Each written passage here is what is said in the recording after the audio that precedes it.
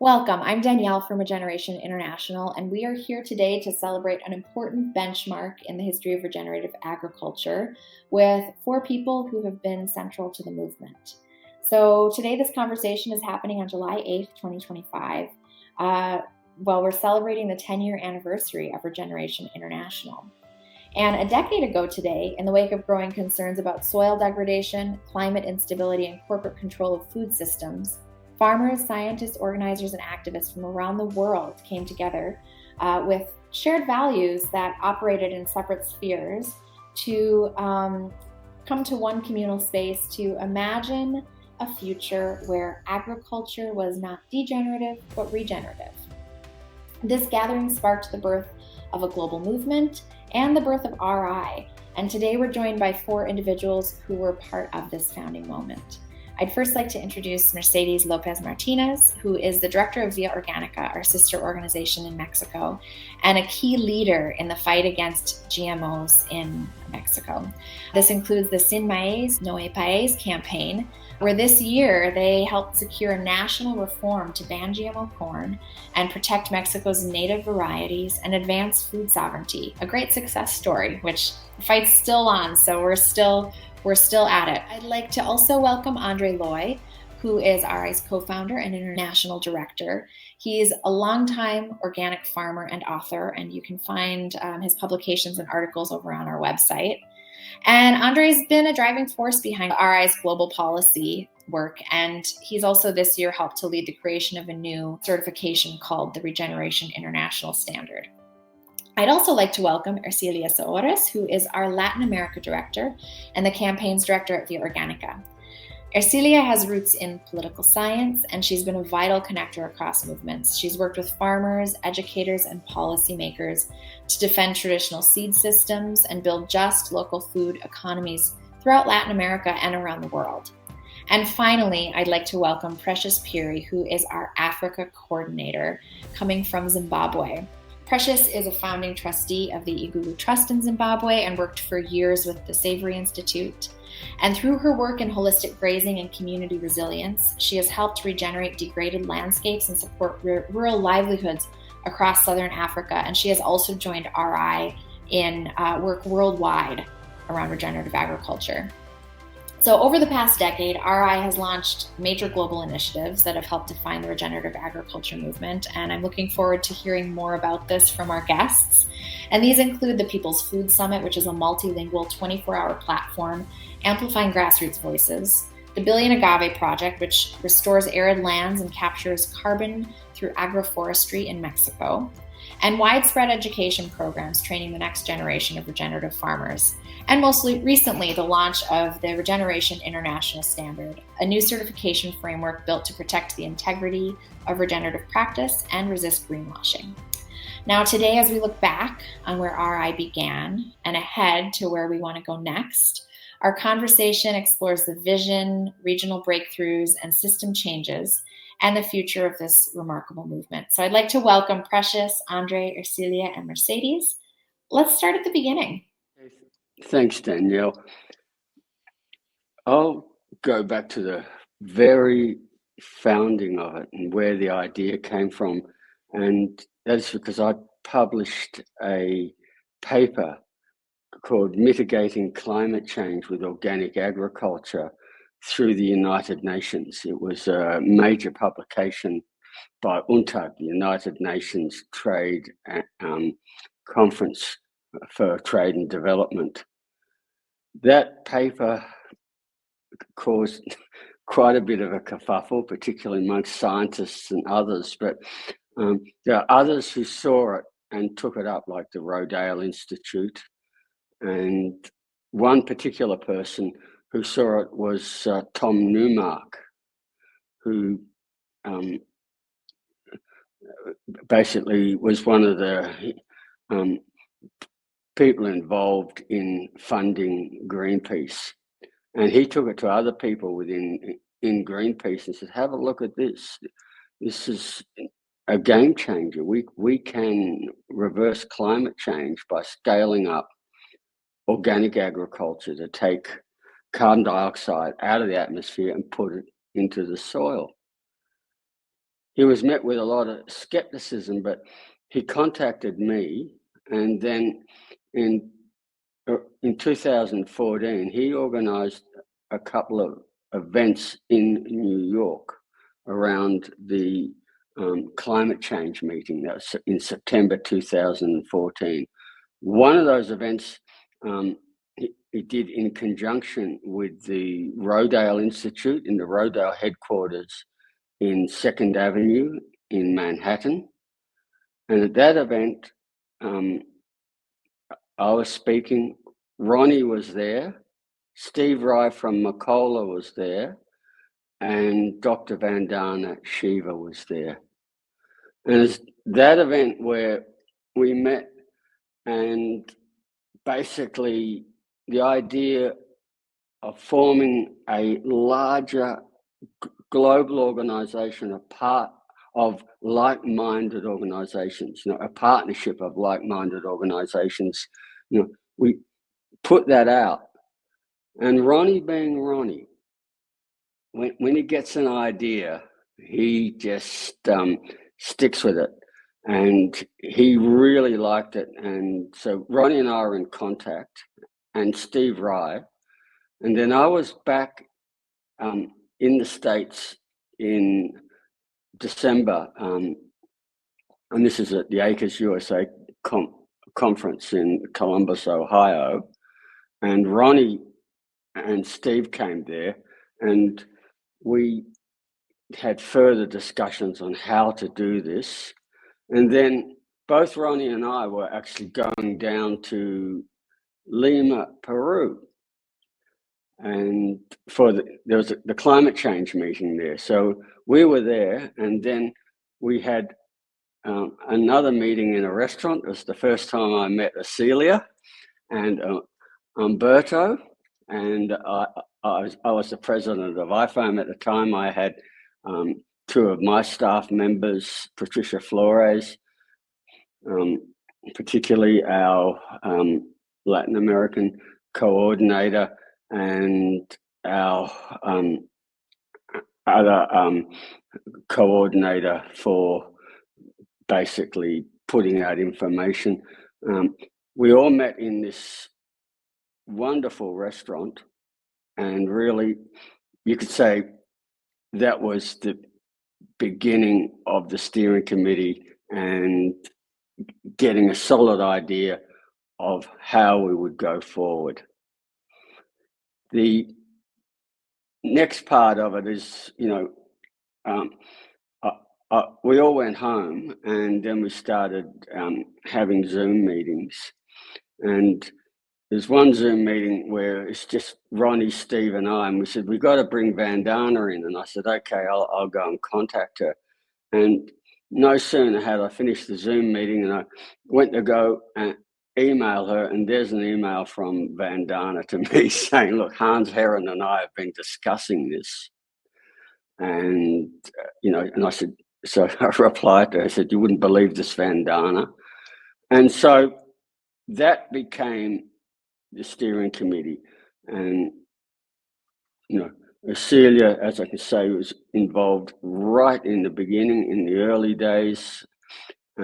Then later on, we brought in Tom Newmark, Larry Copold, and it was on their farm in Costa Rica where we organized a meeting, and we brought together people from all around the world. And I really want to praise Ronnie here. Ronnie raised several $100,000. A lot of people don't know that. He told me personally, Ronnie's someone who is very modest about what he did. But as a result, we managed to bring women and men from every corner of the planet and have a really inclusive meeting. And Erci, you were there. If you want to just talk about your experiences of what that meeting was like. Absolutely. Thank you, Andre. Thank you, Danielle. Actually, Mercedes, you were there as well, I think, right? This was in Finca Luna Nueva in Costa Rica, and And you're absolutely right, Andre. And there was the vision and the making from Ronnie to make that all happen. And the convening, you said that in Lima we met at a restaurant. Most of our meetings are and were around food. And I think that it's not a coincidence that we were at a restaurant. And Finca Luna Nueva also, this like beautiful place, this lodge in the middle of Costa Rica. Um, Women and men from every continent of the world, over 60 people there, setting the foundation of this network of networks that eventually became Regeneration International. And so much strength and brilliant minds. And I think that there was something that was particularly important for me, which was unusual and is still very unusual in movement building. At that moment, everyone decided to put their egos aside and kind of like their team jerseys aside and be like, okay, it's one for all for one, and let's make this vision, this movement coalition happen. So it was like 3 very intense days of meeting, brainstorming, eating, of course. But you could really tell that there was a before and an after that Costa Rica meeting. And it's evident to me because even nowadays, whenever I attend meetings at different corners of the world, because of our work, we have to, go to meetings either in Peru or in Tanzania or in New York. I still meet people that I met there 10 years ago, and maybe I haven't seen them for 8, 7, 6, 5 years, whatever it is. But there's a connection, there's a bonding, there's like a strength there that is still intact, and I think that's one of the strengths of Regeneration International. It's like that was that formative meeting from Costa Rica. That's where the baby was born, and I think that we all come from there. That definitely was a meeting where we conceived that together we could make a change, that together that would be possible. And it's a point of reference for the regenerative movement throughout the world. And it was even really great also because I had met Mercedes and Andre before. I had worked with Mercedes because I was already working at Bioorgánica and Organic Consumers Association in Mexico before Regeneration International started. But I had met Andre before and, of course, worked with Mercedes. But that was one of those moments where I think that we began working more and more together with Mercedes, who was there as well. So, and this is where Precious comes in. What happened is after Costa Rica, there's always enthusiasm, and all the people go back to their respective countries to basically put out the message of regeneration. And that's how it started to take off. We sowed many seeds. Examples are Kiss the Ground, that they were at our meeting, Patagonia, and so on. Various supermarkets, Acres USA, in terms of getting media and so on. We had a broad cross section of people, and they all went back with this word regeneration. Well, the next thing we did, and once again, this is Ronnie's genius as an organization, was the Paris climate change meeting. And basically, we all pretty well ended up in Paris at all these events. And, we're talking at events all over Paris at what was then regarded as the most important climate change meeting. And this gave us a voice for regenerating soils, regenerating agriculture to reverse climate change. And that took off. And as Erci said, once again, we're very good at doing it around food, a little bit of alcohol.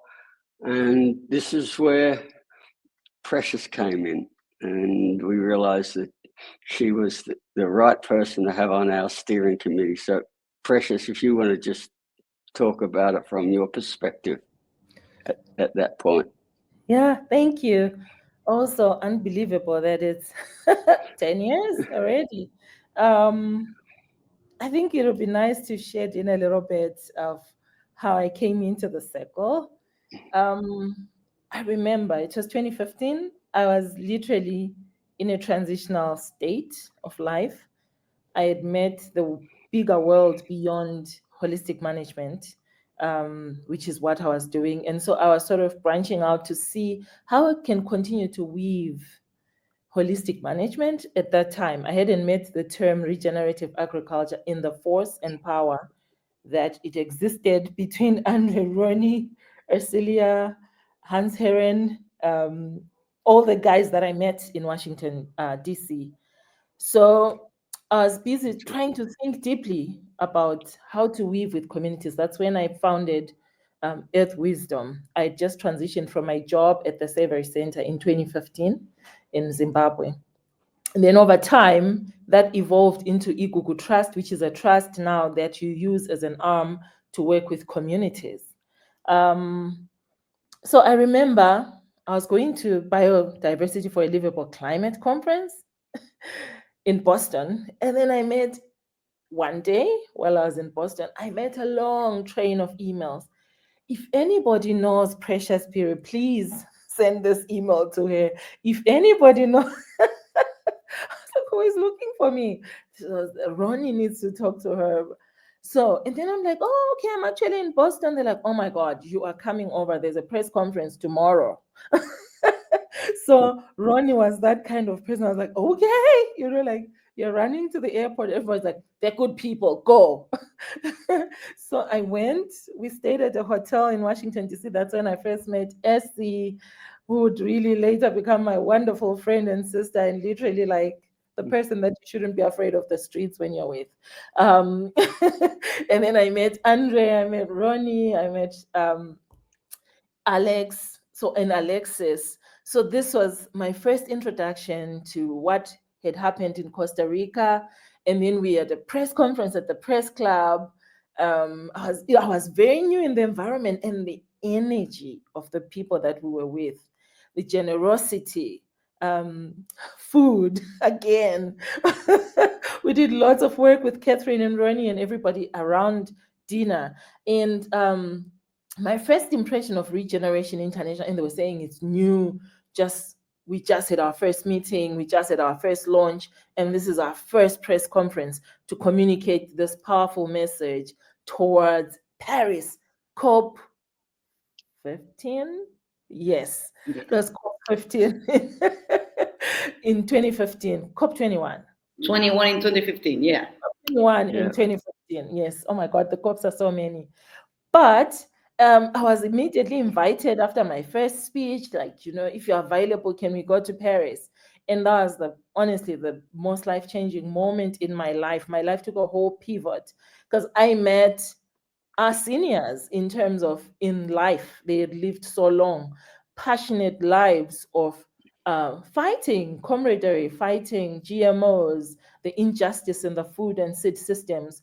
But then to see these passionate people convert their passion into forming Regeneration International, which was really honestly new ground for people like Ronnie, and I'm sure Andre, it wasn't very new ground because he's also a farmer, but he's fought this system for many years as we are learning and we see his writings.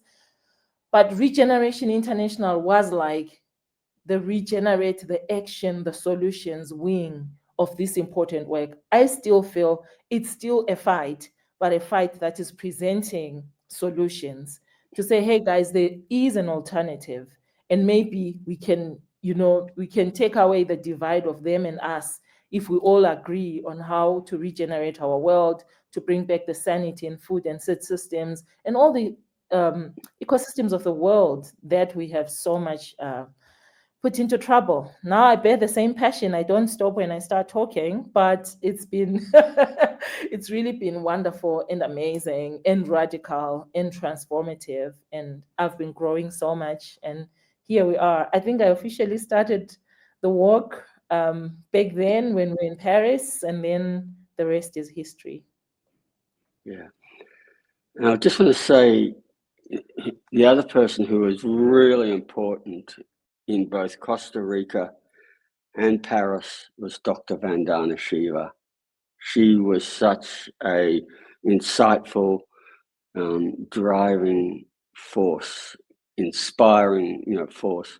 In Paris, she was just incredible, coming to our events. And because she was there, and she's got, rock star status, we just pulled in, all our venues were just packed because of her. And I just want to say one of the really impressive moments was Mercedes gave her first presentation in English and did really well. I always remember that. We were really proud of you, Mercedes. Thank you, Andre. And I can say that the history of Regeneration International has been surrounded by many anecdotes, such as our participation in climate change summits, but above all, exchanges with local communities through side events. I remember every morning in the different COPs. Every morning, we when we woke up, Ronnie and Andre were speaking, and their voices were inspiring and always filled us with hope for the events. They were a guide, and Ronnie is gone, but Andre is a guide, and it is a pleasure to have meetings with people from all over the world, like Andre, Precious, Ercilia, Oliver, and all, and a lot of people that not is here, but all that people were working for Regeneration International.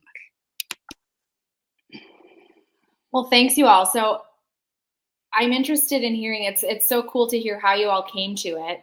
And clearly you all came from different parts of the world with very similar values and seeing a similar need. And I think sometimes we take it for granted when we're in the work of what those values are and what the work you're doing. But what, for people who aren't really aware, what was the void? Why was there such a need for this in that moment? And maybe even in your own experience and your own backgrounds, how did your backgrounds bring you all to this same common goal? Yeah, I think sometimes it's always the best way to do it. In my case, it was the importance of the role of farming, in particularly organic farming, in taking carbon dioxide out of the atmosphere through photosynthesis and putting in the soil to build up soil organic matter. That's where the word organic in organic agriculture comes from. It's soil organic matter. But what I've been trying to show for several decades, actually, was that by scaling up organic agriculture, we could reverse climate change, that it was the solution. But, when we're in the meeting in New York, that's when I realized that organic alone wasn't big enough. In fact, a lot of the hostility or that I met in this is actually coming from the environmental movement and the organic movement. But there are other agricultural movements that were like-minded, like holistic management that Precious has come from, and a whole range of the agroecology movement in Latin America. There's a whole range of like-minded movements that, instead of us all being in silos, we need to all come together. We've got to and regenerate a planet. And I think the other, so it came out of climate change, but what Costa Rica looked at was the bigger pictures, not just the climate.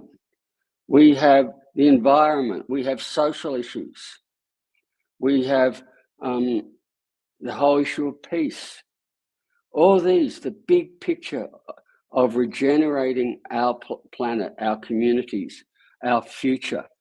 And we do that not by fighting over ideologies, but let's all work together and work where we have commonalities. And that's our strength. And what we've done in 10 years is we've gone from a concept to an organisation with 670, actually more than 670 partners in more than 80 countries on every arable continent. And equally important is every day in the news somewhere, the word regeneration is there. It's being discussed. We started a whole paradigm shift in agriculture. We started a revolution, and that is ongoing. Thanks, Andre. And I just want to say that one of the things that I really love hearing from you, Andre, just in hearing you speak at various times, we have so much happening in the media. We see so much that's so negative, just kind of in this arena. And it can be really hard to have hope sometimes because of all of the news constantly coming out. But then whenever I listen to any of you speaking, you realize that there's just so many grassroots organizations and so many individuals that there's so much hope, so many positive things are happening. So I'm looking forward to hearing more about that from each of you, just what you're seeing kind of in your own work and in your partnerships.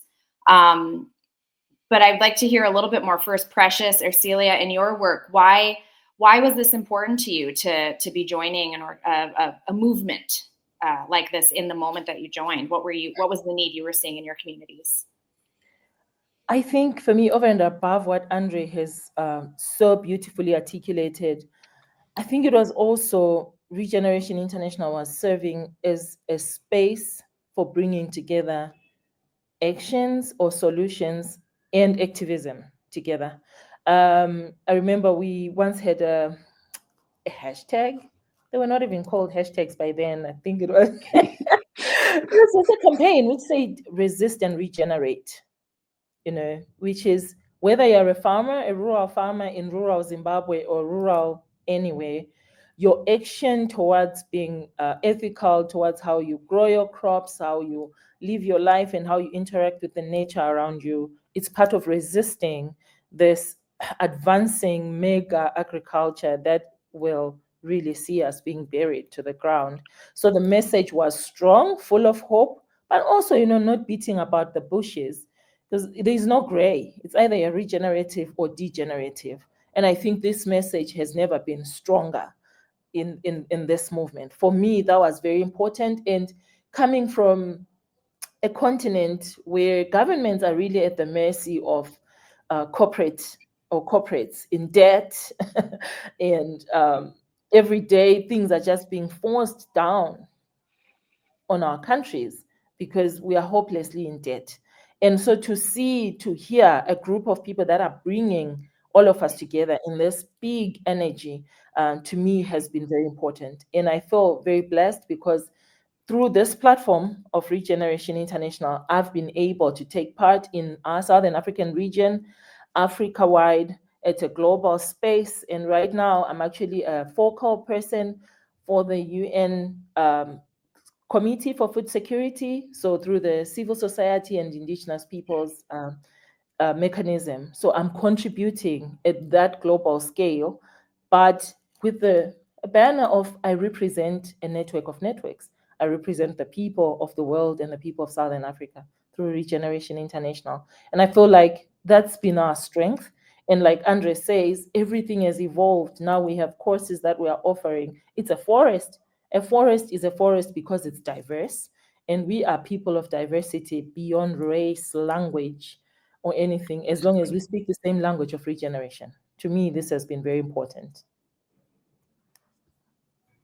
That's nice, Precious. Yeah, absolutely. I think that, and I'm going to continue the message from Andre and Precious because I think that's something that we all feel. But for me, there's two things. One, the perspective of coming from a country that is a poster child of everything that has gone wrong in terms of agrochemicals, intensive use of pesticides. As you know, Argentina is clearly the indication of the dangerous effects of pesticides, and that there is no minimum or good dose.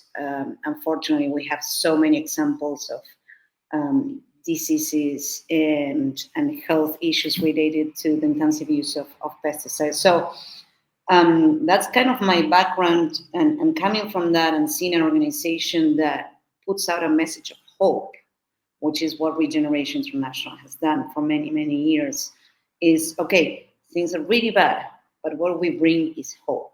And we've kept that message of hope through organizing, through movement building. I think that what you just mentioned, Pre, about the resist and regenerate is very important, but also this spirit of we're perennial optimists. Despite all the adversities, we're always there, and we continue fighting, we continue struggling. And I think that the void was precisely that lack of coordination, the lack of activism, and this is where things change. With Regeneration International, with that Costa Rica meeting, but all the organizing after that for many, many years. And I think that that RI brought that fierce into the conversation and allowed people to be perfectly honest and transparent and bring maybe the more radical players and actors to the organization with a very clear message of we are an umbrella organization, we bring in our ecology, regeneration, organic. We don't fight around that, but we're very clear about what it means to be regenerative and what it means to be degenerative. And you were mentioning the idea of principles. Clearly, there's something we all have and that we all join in terms of principles beyond the practices. And it's always been this idea of the law of return, of giving back, and this idea of the commons that we have to take care of, being our planet and the health of our planet, one of the main commons, but the idea of biodiversity. And those messages that RI and the network is constantly putting out, to me, are the guiding forces. Is what gives me hope, and that what makes you wake up every morning and go to work and do your thing and talk to people with that message of hope. And I want to also mention, as Mercedes said, when we've been at any COP, the first two voices early in the morning were Ronnie and Andre. And the last two voices to go to bed late at night were Ronnie and Andres as well. So that was an inspirational thing to see these guys constantly strategizing, talking and arguing and, planning marvelous radical things. So hopefully, I think that perspire into the rest of the team, some of which are here, some of others, because we got a larger team, and that's also important to mention. And so many people that have worked with us in the past and are still part of the network. This is a network of partners. We've got many, many partners, and there's so many other people who make our work possible as well. So it's a privilege to be able to represent them. Thanks, Erci. And let's just quickly, I want to continue focusing on each of you, and I want to hear more about your Precious. You talked about this being a forest and a network of networks, and each of you here, all four of you here represent one of those roots in this huge forest that you're talking about, this huge network that we have. And I want to hear more about your roots a little bit. I know, Andre, you're not just talking about the science behind it or talking about the practice of it. You're living it. You have a farm, a successful farm that's living proof of everything we're talking about, right? Yeah. 50 years of farming and still farming, and I'm farming because I love it. And I work with farmers all around the world. One of the things that I do is I go to farming meetings. So, a few weeks ago I was in New Zealand. I actually do local ones now. Precious and we were in Uzbekistan. But basically, in that time, I've worked with farmers on every continent training, meeting, listening to them. And I suppose the other thing that I have concentrated on, as the international director, has been building this network, making these links, getting the people in. That's been our strength. And because I realized when I was president of IFOAM, if I said I was president of an organic organization, I got ignored. When I said I was the president of an organization with 870 affiliates in 120 countries, people go, oh, you're up there with the big NGOs like Greenpeace and WEF and all these others, and they listen to you. And I realized then that this is what we had to do with Regeneration International. We go to a meeting and we say we're 670 partners in 80 countries on every continent. We are now the world's biggest regenerative organization, and people take us seriously. And that is very, very important. And when we have people also like Vandana Shiva, who's one of our steering committee members, and comes to Mexico to support the Mercedes and her campaign. And I just want to say, in congratulating Mercedes for everything she's done, but for us, why it was so important, Mexico is the opposite poster child of Argentina. And Mexico is the success story. They banned GMOs, they banned Roundup.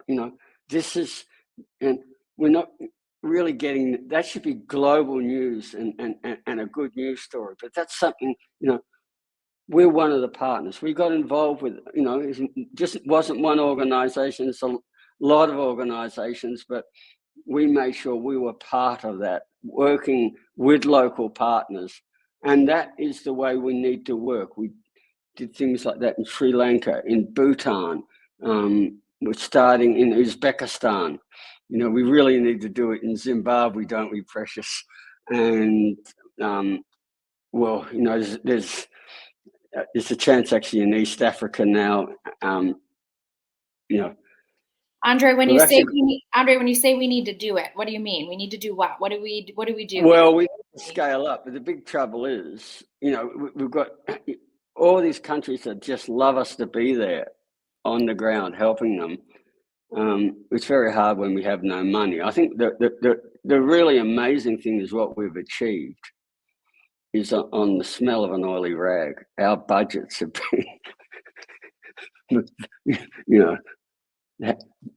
a bit above non-existent, as everyone knows. And it's really, what I want to say here, it is the dedication of the people here, our staff, people who put in the time, and it's not just a job, it's a lifestyle, and it's a belief in having a better planet for all of us. And if I could add to that, Andre, I think also it has to do with this message of hope, but also the concrete examples. That's what we are good at, Yeah. Identifying best practices, concrete examples, giving them visibility. And really, if you have some, you got Bhutan, you got Mexico, there are messages of hope. And I think that has to do also with movement building, with farmers' power, with being able to also have leverage on public policies. And there are several examples around the world of things that have gone well.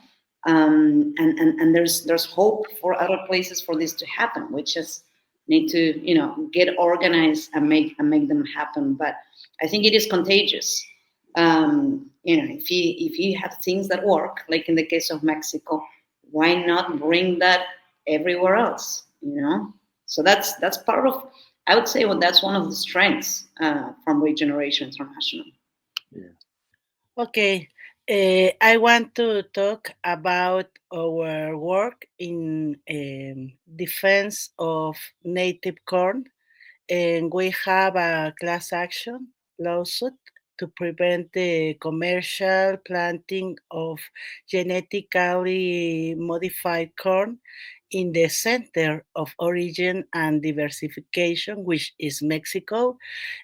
For 12 years, we have defended the biodiversity, achieving the prohibition of the planting of transgenic corn through a precautionary measure dictated by the judges. We had the last Saturday a very, very beautiful celebration for the defense. And it is important to say that Regeneration International is an important part of this work with the support of personalities such as André Leu and Bandana Shiva. We have been fundamental supporting the advances. For example, 2 years ago, the Foundation Pax Natura, Paz para el Mundo, or Peace for the World, awarded us its prize for defending corn and nature. And Bandana sent a message together with Jane Goddard, both of them are great women, famous around the world, and it must also be said that Ronnie Cummins, one of the most important leaders and founders of Regeneration International, was instrumental in the founding of Regeneration International, and that he was very committed to Mexico and all the struggles. He was very proud that I was appointed as a representative of the class action lawsuit against genetically modifying corn.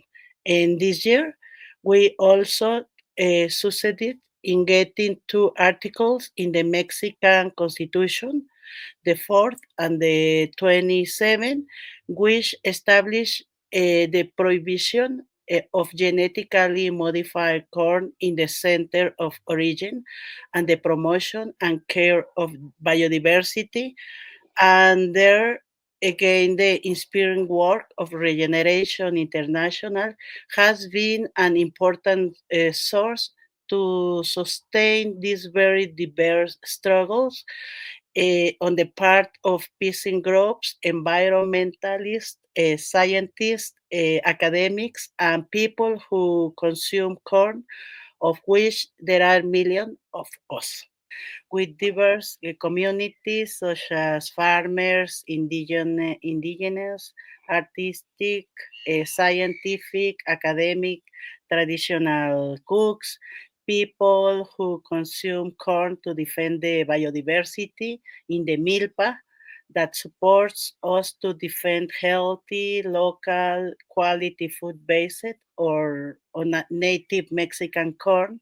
And we have to say that we are an example because we are the only country in the world that has stopped international monster companies such as Bayer Monsanto, Pioneer, and Dow AgroScience that wanted to plant their transgenic corn in Mexico.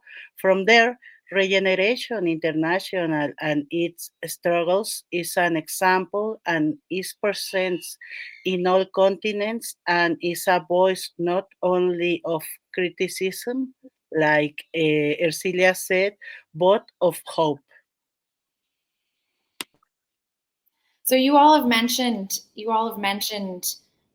just the various levels of work that we do, from farmers to consumers to education to policymakers. Presuming that we have people kind of on all levels of that listening, what are the ways that people get involved? What are the ways that people who I moved from a big city to a community where it's full of regenerative ag, and I find it very, very easy now to live those values because I'm surrounded by it. But in big cities, or if you don't really have access or you're not in these communities, how do people get involved with us, with the work we're doing, and live into these values more deeply? I mean, I would say for Regeneration International is really aimed at reaching everyone. Maybe before I answer your question, Danielle, your contribution, I think one of our strengths has been to, there's also bigger movements that we've plugged in to just promote and push and give presence and to display in front of everyone. These ecosystem restoration communities, which has really captured youths and educating everyone on regreening. We've been an important and a good partner to such movements. And then Andre writes articles now, like it's going out of fashion, and they are free, they are online. He also runs subsidized courses. And I think the most important thing is if people can access social media, they can access information. In Africa, I also contribute to writing, just knowledge hubs for people to know how can I help my community to be regenerative or to grow food and healthy soil at the same time. I think our strength is really the hope, but also being available at a very shoestring budget. Half the time we don't charge. Andre and I just came from Uzbekistan. We are participators at Lush Spring Prize, where we've been judging for almost 6 years. We're part of AFSA, which is an Africa-wide network. So I feel like everyone can get involved by either tapping in as a resource. Hey guys, I have information. Or some people can even take part if you have access to funding to enable our team. Like Erci said, we are more than what you see on the screen. And I think we all stand with each other almost shoulder to shoulder, because some tides are rough. And we were very hard hit. We lost our big flame, Ronnie, but it almost looks like he exists in each one of us, because we all are more than ever super stubborn. I mean, I totally think, hasn't like this before. But we're all so determined to see the message go. And I honestly would like to acknowledge our team's efforts. Ercilia is all over the world communicating. I'm there, Mercedes, Andre, Becca, you, Danielle. You guys are all doing amazing work. Paco, Scott, Corey, and everybody that I may have forgotten. But like, we have all done so much groundwork.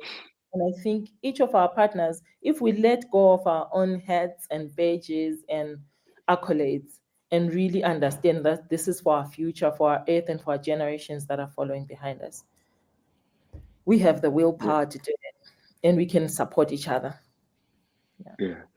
I think what Precious is saying is the really important thing is we are a network of partners, and in part is being there to support our partners. So, and we don't even put our name in lights. For instance, that a big study came out from Europe on the multiple benefits of regeneration, and that got news all around the world, and that's by the European Regeneration Group.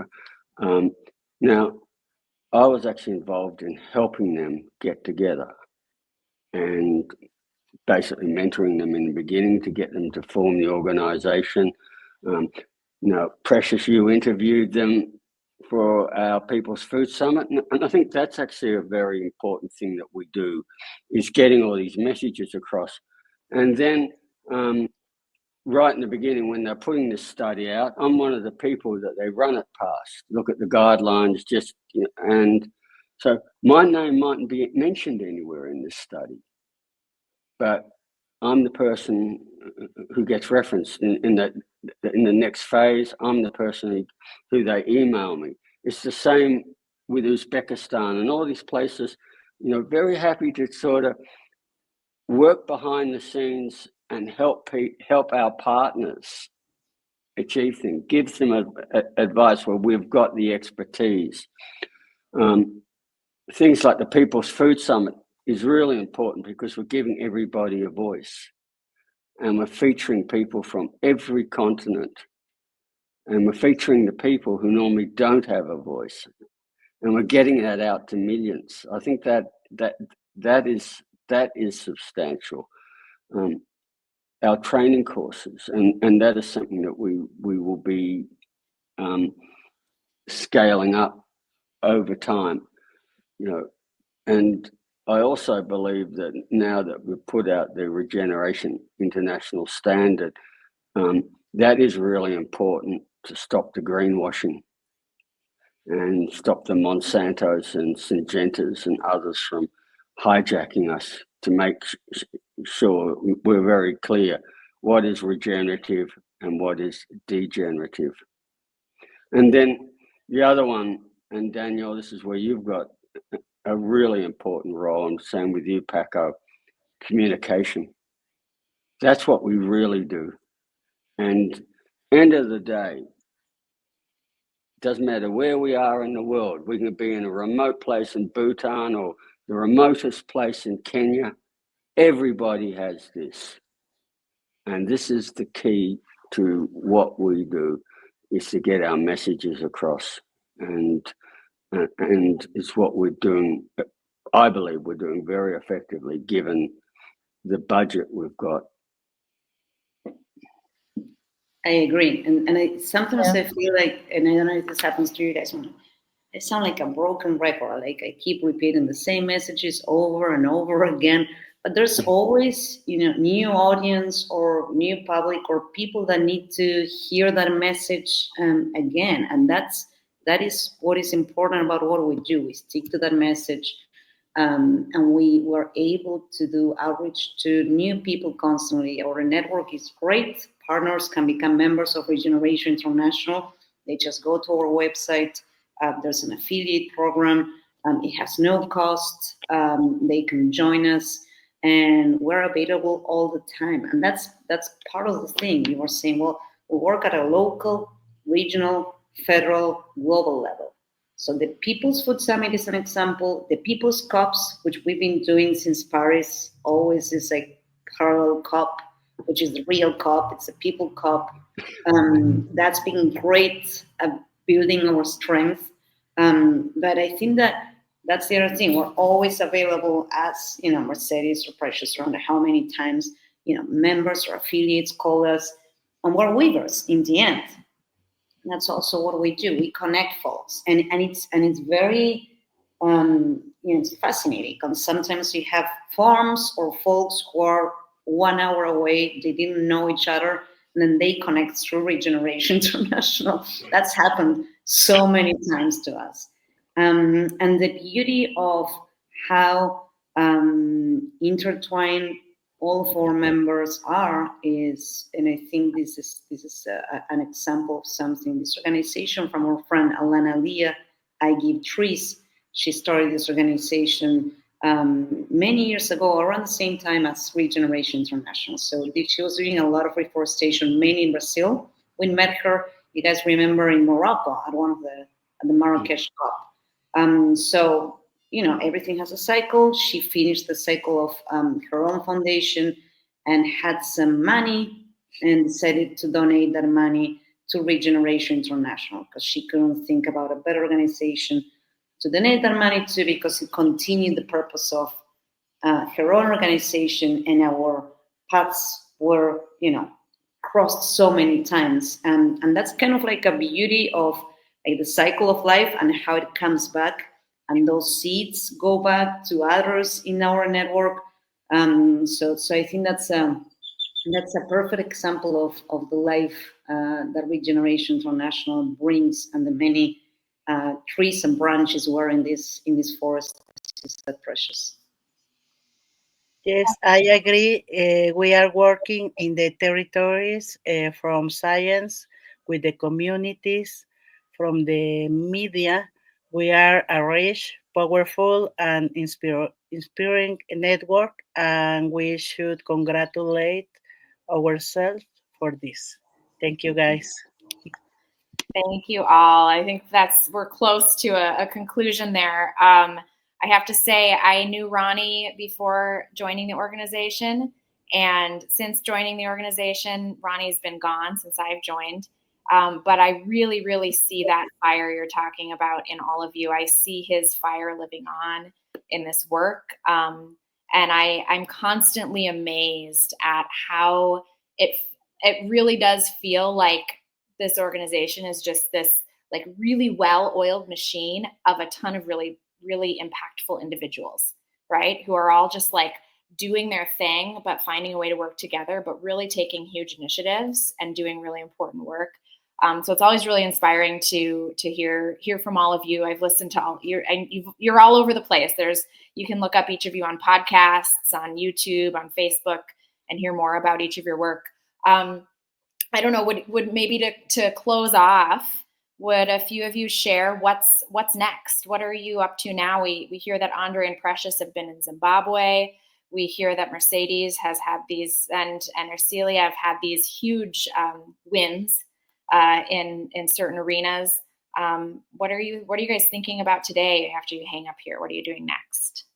Actually, well, one thing I've got to do, it's probably not Regeneration International, but I'm really looking forward to it, is I'm the main speaker at the International Water Lily Society in New York, in Manhattan, on breeding Australian water lilies and finding new species of Australian water lilies, because I'm actually one of the world water lily experts. Most people don't know that. And I've been involved in finding new species, but also most of what they call the Aussies. That's all my work in hybridizing. That's the farmer in me, taking plants out of the wild and,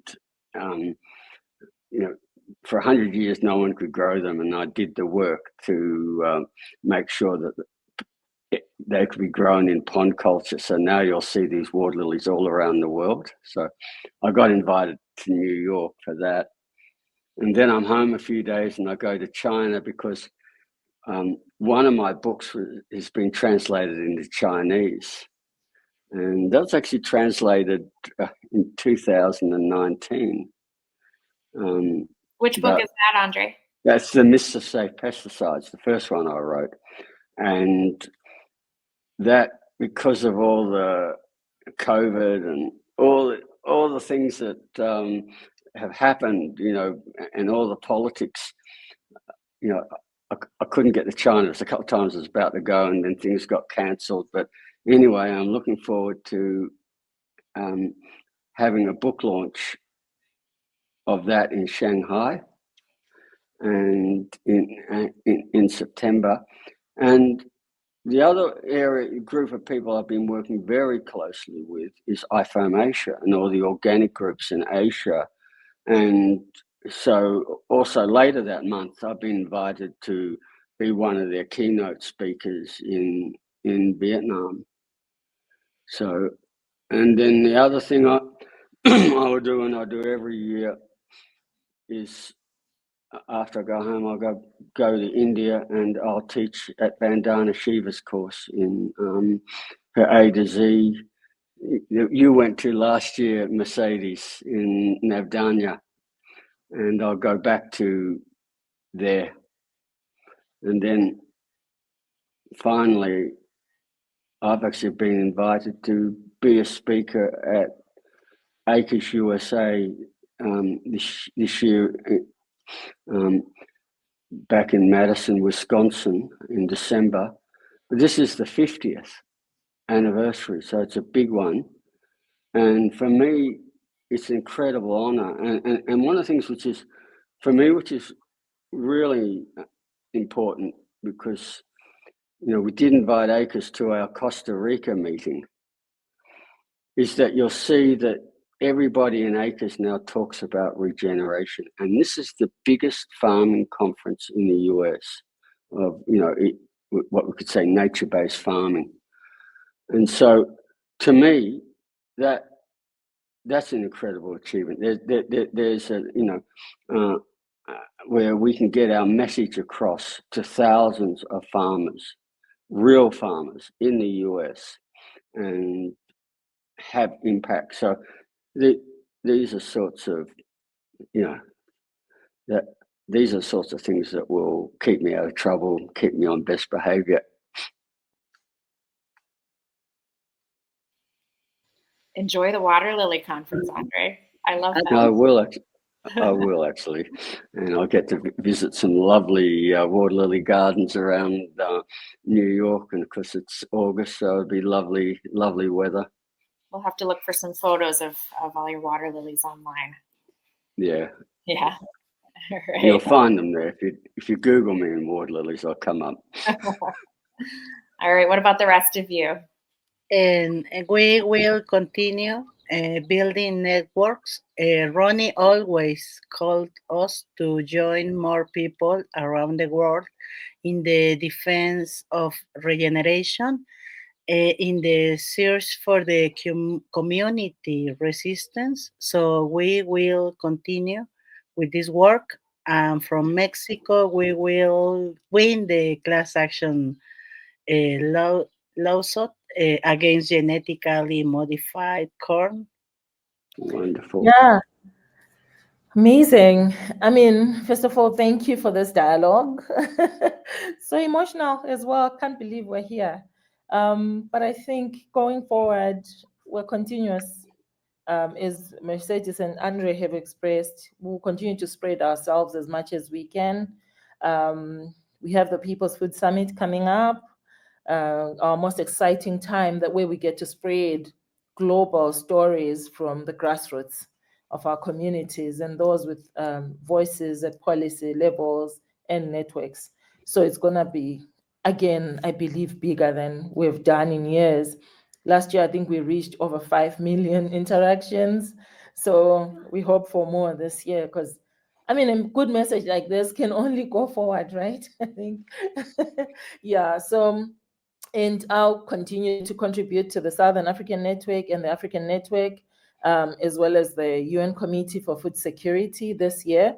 So I think this will be really amazing. And I think Andre and I are going to be cooking something like a little course, because he's already been teaching. So he's also, Andre is giving of himself to help us all connect. And he's done lots of connections because he has all these connections across Africa. We continue to be grateful for Ronnie and his life, and all our support team in media, in the office. Rose, a special mention. And Liz, it's support with the media, and Danielle and everybody. As I said earlier, Becca, all of you, we really appreciate your support. I know we deal with very thin threads, but we still achieve to weave such a beautiful big network. So I'm very excited about the future. I'm full of hope and look forward to more young people coming on board. And yeah, thank you. Thanks, Precious. That's nice, Pre. I was last week. I was in Rio de Janeiro, in Brazil, for the 4.1000 initiative as part of Regeneration International, Vice President of the 4.1000 initiative, which is Souls for Food Security and Climate. So we had a meeting there. It was very interesting. Lots of people from the Ministry of Agriculture from Brazil, but also other places in Latin America and from Latin America and the Caribbean as well, and the scientific and technical committee. But stories, this was, the whole conference took place, well, part of it was in the botanical gardens from Rio de Janeiro, which are beautiful. And then the rest, I bet you've been there, Andre.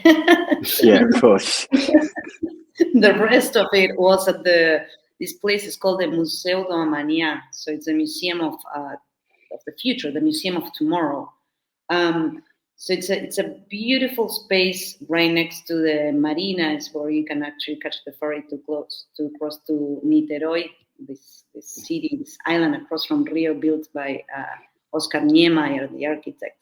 And this is a beautiful museum built by Spanish architect Calatrava. But the topic of the museum is basically, this is the museum of the future. So if we don't change certain things, this is what the future will look like. So it could be, it could be very bad, or it could be not that bad, or it could actually be great. So that put me to think a lot about, the actions. What do we do today, and how that has an effect on the future?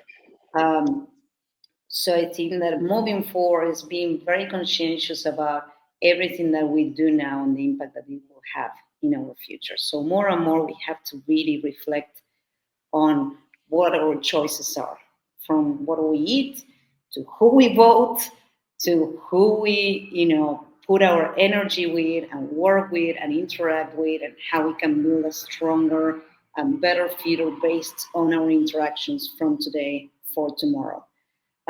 So that's part of what I think we need to think about. And also looking into the People's Food Summit, because that's, as Precious said, a very exciting moment for us, right? That's in October 16th. But that's where you actually see everything happening after all the wonderful work from the whole team, which is not here, but over there. And a lot of that is recording and contacting and networking. So I think we're going to have also a participatory research track for this People's Food Summit, which should be very exciting, about science committed to society and movement, which has a lot to do with what we do all the time in Regeneration International. So lots of hope. I just want to say one really important thing also, that we didn't really touch on, but when Erci mentioned that she's the vice president of the 4 for 1000, now that is a UN organization that's set up in Paris in 2015. Now, I'm actually signature number 7 on that document. And we became actively involved and have supported it. And having Erci there as vice president, while how can you say it takes from her time, but it is very important for our standing. Similarly, with Precious being in AFSA, the African Food Sovereignty Association, that is the major Pan-African group, and Precious has a role there. And then the UN Committee for Food Security in Rome, I used to have a similar role on that. That is the major UN group to do with the discussions of food security. Similarly, Mercedes is working at the highest level with Victor Suarez within the Mexican government. This is where we actually have impact. We mightn't be putting ourselves in neon lights, but the fact is we're there as respected people, and that brings respect to Regeneration International. I think that is really important.